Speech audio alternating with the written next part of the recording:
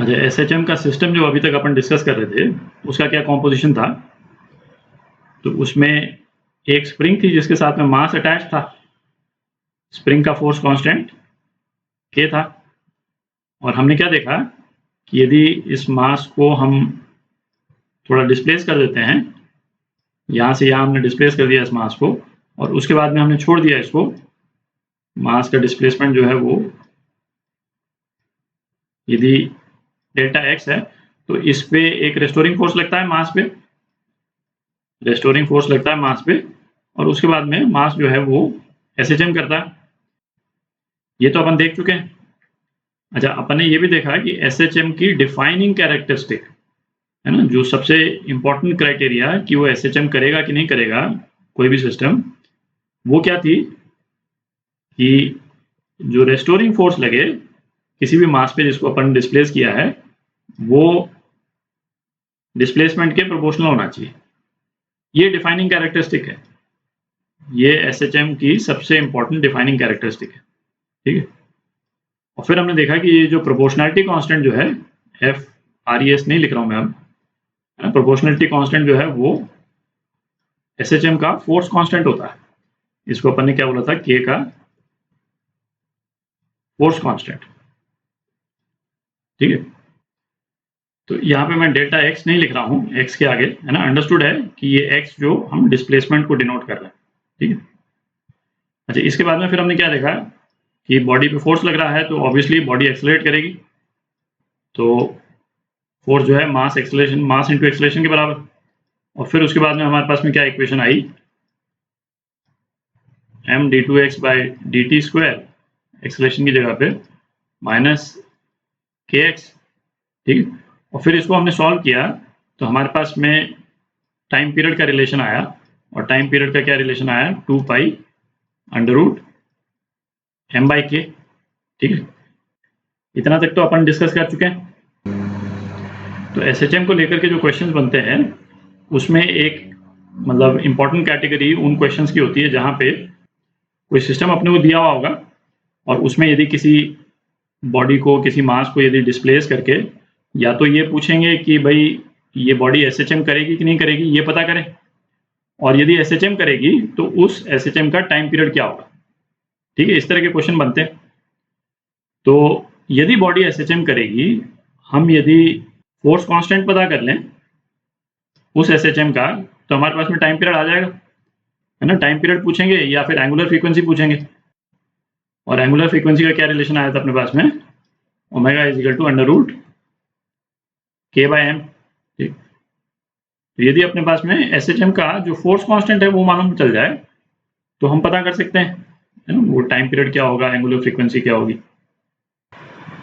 तो इस तरह के सभी क्वेश्चंस जो हैं उसमें बेसिकली 2 स्टेप हम यूज करते हैं उन क्वेश्चन को सॉल्व करने का। पहला तो ये हो गया, फाइंड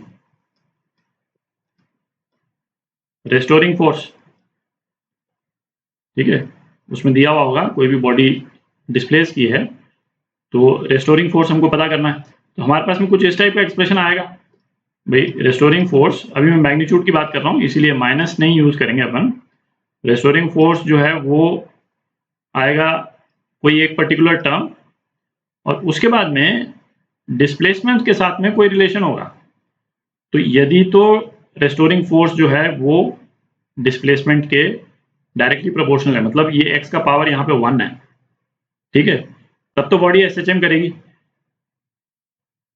यदि सपोज किसी एक पर्टिकुलर सिस्टम में रेस्टोरिंग फोर्स जो है वो हमारे पास में इस तरह का एक्सप्रेशन आता है, कोई एक ब्रैकेट की टर्म और उसके बाद में एक्स क्यूब सपोज, ठीक है, तो रेस्टोरिंग फोर्स तो इस वाले सिस्टम में भी लग रहा है, बट ये वाला जो सिस्टम है जिसका रेस्टोरिंग फोर्स ये इक्वेशन फॉलो कर रहा है वो एसएचएम नहीं करेगा, कोई और तरह का मोशन करेगा पर वो एसएचएम नहीं करेगा, है ना, क्योंकि वो एसएचएम का ही मोशन है जो कि इस इक्वेशन को फॉलो करता है। ठीक है, प्लस फाइव, है ना, साइनोसॉइडल फंक्शन को फॉलो करता है, ये एसएचएम में ही होता है, बाकी और किसी सिस्टम में नहीं होता है। तो जो सिस्टम इस तरह की इक्वेशन फॉलो करेगा ऑब्वियसली वो एसएचएम नहीं कर रहा है। तो पहला चीज तो हम ये पता कर सकते हैं कि भाई एसएचएम करेगा कि नहीं करेगा, ठीक है। डायरेक्टली प्रोपोर्शनल है यदि डिस्प्लेसमेंट के, तो वो बॉडी जो है वो एसएचएम करेगी। और दूसरा क्या हो गया कि इस x के आगे जो भी टर्म आएगी, यहाँ पे कोई एक टर्म आएगी जब अपन सॉल्व करेंगे, जो भी टर्म आएगी वो उस सिस्टम का फोर्स कांस्टेंट होगा, है ना। के इफेक्टिव इसलिए लिख रहा हूँ, इफेक्टिव फोर्स कांस्टेंट। ये टर्म अपन बार बार यूज करेंगे आगे, तो इसको लिख देता हूं मैं, इफेक्टिव फोर्स कांस्टेंट, ठीक है। तो दो स्टेप प्रोसेस हो गए। पहला हमने रिस्टोरिंग फोर्स पता किया, है ना। रिस्टोरिंग फोर्स से हमने ये पता कर लिया कि बॉडी एसएचएम कर रही है कि नहीं कर रही, इस एक्स वाली टर्म को देख करके, ठीक है, इसका पावर देख करके। और फिर उसके बाद में इसी इक्वेशन को यूज करके हमने इफेक्टिव फोर्स कांस्टेंट निकाल लिया। और जब के आ गया अपने पास में, उसके बाद तो केवल इस इक्वेशन में उसको डालना है, ठीक है। एक बार अपने पास में उस सिस्टम का फोर्स कांस्टेंट आ जाता है तो वो सिस्टम एक तरह से ये जो स्प्रिंग मास सिस्टम जो है ना उसमें कन्वर्ट हो जाता है ना। आप ये उसको इमेजिन कर सकते हैं, ये एक सिंपल स्प्रिंग मास सिस्टम में कन्वर्ट हो गया है ना, विजुअलाइजेशन के पॉइंट ऑफ व्यू से। जैसे मैं दो एग्जांपल्स यहाँ पे ड्रॉ करता हूँ, इन एग्जांपल्स को अपन एक्चुअल में करेंगे आगे के वीडियोस में, बट केवल विजुअलाइजेशन के पॉइंट ऑफ व्यू से। जैसे सपोज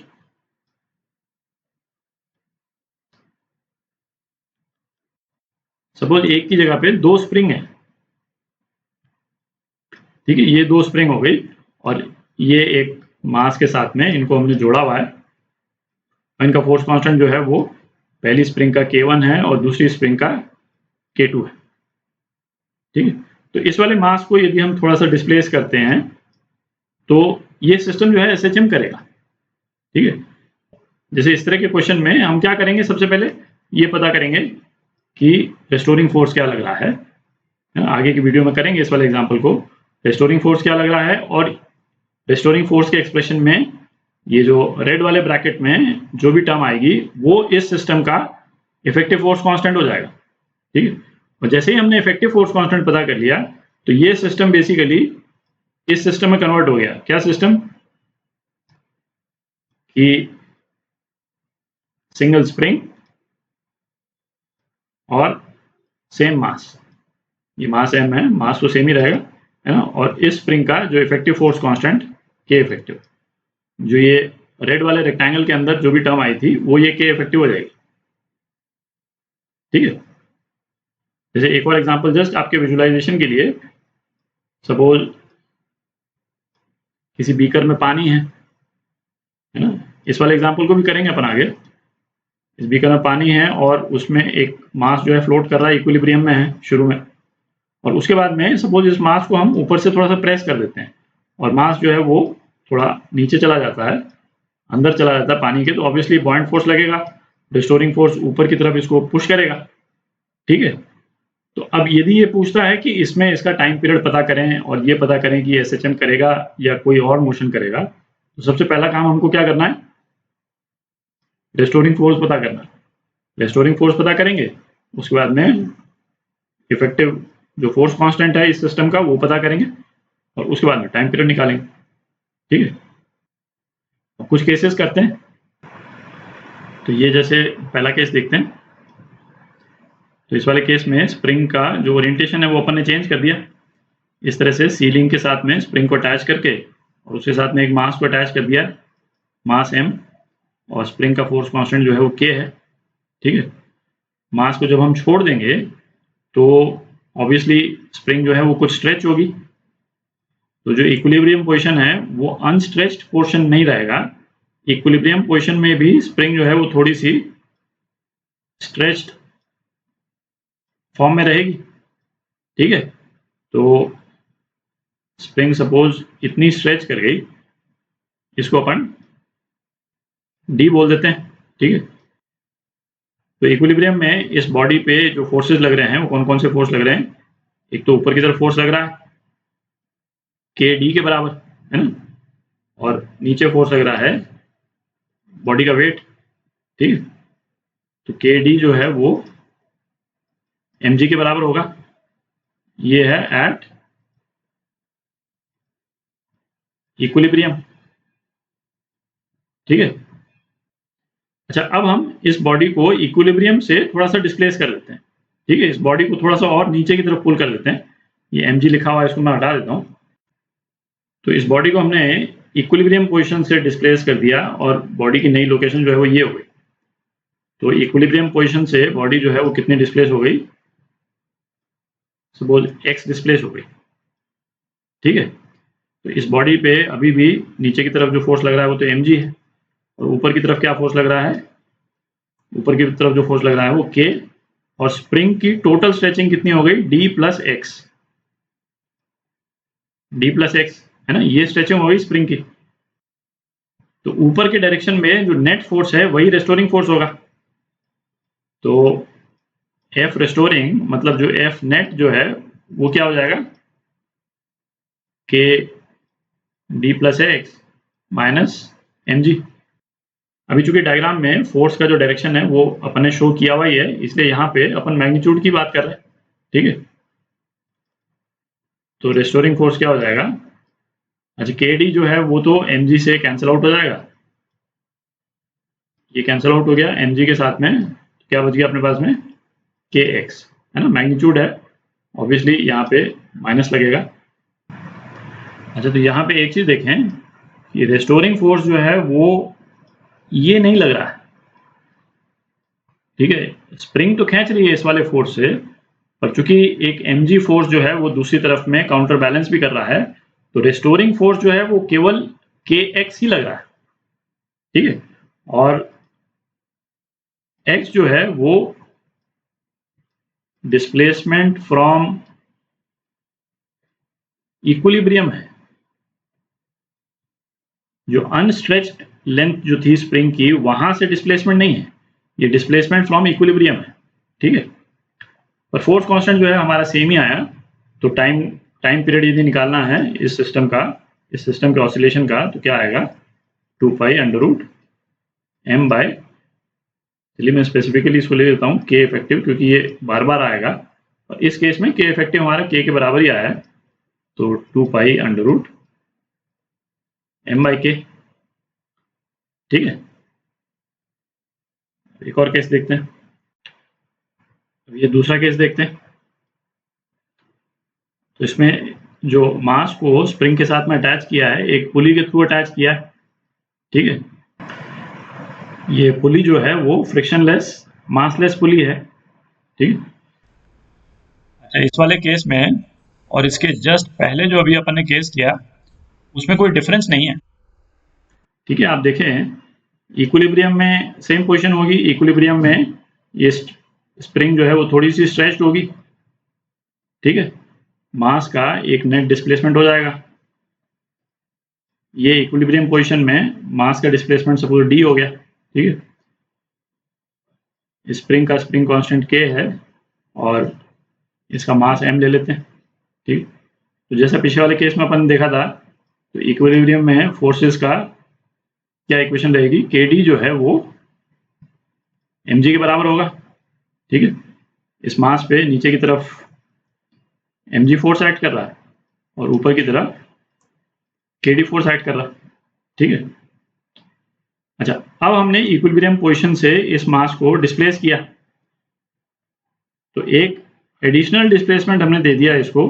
सपोज ये मास मतलब इस सरफेस के नीचे तक जा सकता है, सपोज है ना, इस टाइप से बना रहे हैं अपन, तो एक एडिशनल डिस्प्लेसमेंट हमने x और दे दिया। ठीक है, तो अब इस वाले केस में जैसा पिछले वाले केस में अपन डिस्कस कर चुके हैं, सेम चीज होगी, ऊपर की तरफ फोर्स जो है वो क्या हो जाएगा, k d प्लस एक्स, और नीचे की तरफ तो वेट है ही, है ना, सेम ही। तो नेट जो रेस्टोरिंग फोर्स है वो क्या हो जाएगा, k d plus x minus mg। Exactly same analysis है जो अपन पहले भी कर चुके हैं, तो सेम रिजल्ट आ रहा है अपना, साइन लगाएं तो माइनस k हो जाएगा। ठीक है, तो सी इस तरह की जब भी इक्वेशन आ जाए, ये तो चूंकि अपन सिंपल केसेस कर रहे हैं, ये जरूर चेक कर लें, क्योंकि आगे के केसेस में ये डिफरेंट हो जाएगा कि ये x जो है वो स्प्रिंग की स्ट्रेचिंग नहीं है, है ना, ये मैं बार बार रिपीट कर रहा हूं, ये x क्या है, डिस्प्लेसमेंट ऑफ मास। इनफैक्ट इस वाले केस में भी स्प्रिंग की स्ट्रेचिंग क्या है, स्प्रिंग कितनी स्ट्रेच हुई, स्प्रिंग तो इतनी स्ट्रेच हुई, ठीक है, पर रिस्टोरिंग फोर्स जो है वो केवल kx ही लग रहा है, क्योंकि रिस्टोरिंग फोर्स का जो kd वाला पोर्शन है वो mg से कैंसिल आउट हो जा रहा है। तो यहाँ पे क्या है, जैसे बाय चांस है कि मास का डिस्प्लेसमेंट और स्प्रिंग की जो स्ट्रेचिंग है वो डिफरेंट होने के बाद भी k पे कोई फर्क नहीं पड़ रहा। अच्छा, हर केस पे ऐसा नहीं होगा, अपन आगे एग्जांपल्स देखेंगे जहाँ पे स्प्रिंग की स्ट्रेचिंग और मास का डिस्प्लेसमेंट अलग अलग होने के कारण स्प्रिंग का फोर्स कॉन्स्टेंटली चेंज हो जाता है। इस केस में ऐसा नहीं हो रहा है, तो इस केस में इफेक्टिव फोर्स कांस्टेंट भी क्या हो गया, k के बराबर ही हो गया, और टाइम पीरियड जो है वो कितना हो गया, 2 पाई अंडर रूट m/k। ठीक है, अब एक और केस देखते हैं। तो ये वाला केस देखते हैं, तीसरा नंबर। अच्छा, इसमें भी जो स्प्रिंग का स्प्रिंग कांस्टेंट अपन k ले रहे हैं और ये मास m है, फ्रिक्शनलेस सरफेस है, और इस इंक्लाइन प्लेन पे का जो एंगल ऑफ इंक्लिनेशन है सपोज थीटा है, ठीक है। अच्छा, इस वाले केस में ऐसा लगता है कि इंक्लाइन प्लेन होने के कारण हो सकता है रिजल्ट्स वगैरह थोड़े डिफरेंट आए, बट इसमें रिजल्ट बिल्कुल डिफरेंट नहीं आता। तो करते हैं एनालाइज इस सिस्टम को। अच्छा, हमको जो फोर्सेस को एनालाइज करना है वो केवल जो प्लेन के पैरेलल वाला जो डायरेक्शन है, जो ये वाला डायरेक्शन है प्लेन का, है ना, नीचे या ऊपर की तरफ, इसी डायरेक्शन में जो फोर्सेस है लग रहे हैं इस ब्लॉक पे, उसी को एनालाइज करना, ठीक है। तो इस ब्लॉक पे प्लेन के अलोंग जो फोर्स लगता है इसके वेट के कारण mg sin थीटा, ठीक है। फिर सपोज स्प्रिंग जो है वो d लेंथ से स्ट्रेच हो गई, ठीक है। अब मैं उसको सेपरेट डायग्राम्स वगैरह नहीं बना रहा हूँ, तो एट इक्विलिब्रियम लिख देते हैं। एट इक्विलिब्रियम सपोज स्प्रिंग जो है वो d स्ट्रेच हुई है, तो kd जो है वो mg sin थीटा के बराबर हो जाएगा। एग्जैक्टली सेम एनालिसिस है जो अपन पिछले दो केसेस में कर चुके हैं। और उसके बाद में सपोज हमने ब्लॉक को एक्सटेंड कर दिया, उसके बाद में हमने ब्लॉक को इक्विलिब्रियम से डिस्प्लेस कर दिया। जो डिस्प्लेसमेंट हो गया इसका अनस्ट्रेच्ड पोजीशन से, वो टोटल कितना हो गया, जैसा पिछले दो केसेस में अपन ने देखा, तो ये टोटल d प्लस एक्स हो गया, और स्प्रिंग भी इतनी स्ट्रेच हुई है, तो टोटल रिस्टोरिंग फोर्स क्या हो गया, रिस्टोरिंग फोर्स जो है वो हो जाएगा k d plus x minus mg sin theta, ठीक है। इतना नेट फोर्स इस डायरेक्शन में लग रहा है जिसको अपन रिस्टोरिंग फोर्स बोल रहे हैं। तो जैसा पिछले दोनों केसेस में हुआ, ये जो d वाला जो पोर्शन है ये mg sin थीटा से कैंसिल आउट हो जाएगा इस इक्वेशन के कारण। तो नेट रिस्टोरिंग फोर्स जो है वो क्या हो गया, kx ही हो गया मैग्नीट्यूड में, और डायरेक्शन को हम ध्यान में रखें तो एक नेगेटिव साइन लग जाएगा। तो इस केस में भी जो k इफेक्टिव है वो हमारा क्या आ रहा है, k के बराबर ही आ रहा है, उससे डिफरेंट नहीं आ रहा, क्योंकि बॉडी के मोशन को हमको एनालाइज करना है केवल इसके प्लेन के पैरेलल डायरेक्शन में, ठीक है। तो इसके जो इंक्लाइंड प्लेन के कारण कोई फर्क नहीं पड़ रहा, ठीक। तो टाइम कांस्टेंट यदि निकालें इस वाले सिस्टम का भी, तो सेम आ जाएगा बिल्कुल m/k इफेक्टिव, और k इफेक्टिव चूंकि k के बराबर है इस केस में, इसलिए 2 पाई अंडर रूट m/k, ठीक है। तो ये इस केस में हो गया। तो अगले वीडियोस में अपन फिर और एग्जांपल्स भी देखेंगे जहां पे इफेक्टिव फोर्स कांस्टेंट निकाल के अपन एसएचएम का टाइम पीरियड पता करेंगे, ठीक है।